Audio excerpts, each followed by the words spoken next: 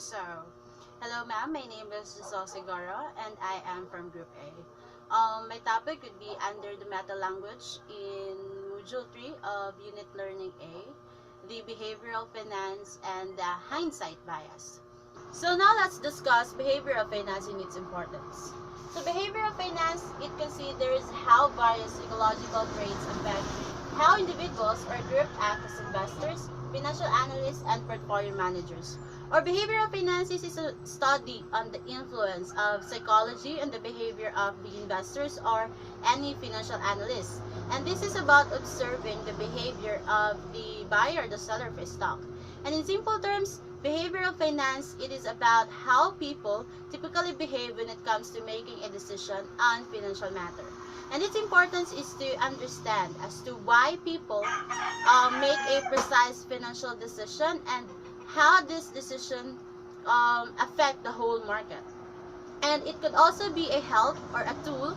It could also help to avoid emotional driven speculation that could lead to financial losses on the investor's point of view.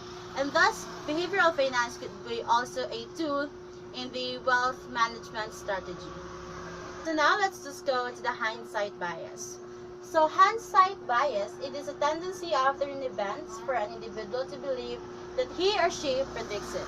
Or hindsight bias is also known as the knew it all along phenomenon, which is a misconception after the fact that one knew that they were right in the beginning. So hindsight bias, it is an assumption that someone has a special talent in predicting an outcome before it happens, and it is also a common failure in the individual investors. So for example is that many people now claims that the technology bubble way back in 1990s and 2000s were very obvious.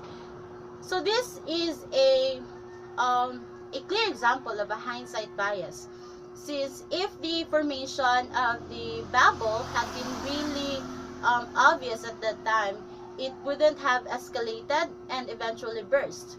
So for investors and other participants of the financial world, hindsight bias is a cause of one of the most potentially dangerous mindset an investors can have, which could lead to overconfidence. Overconfidence, in this case, it refers to the investors' unfounded belief that they are superior in stock picking ability, or they have a superior stock picking abilities.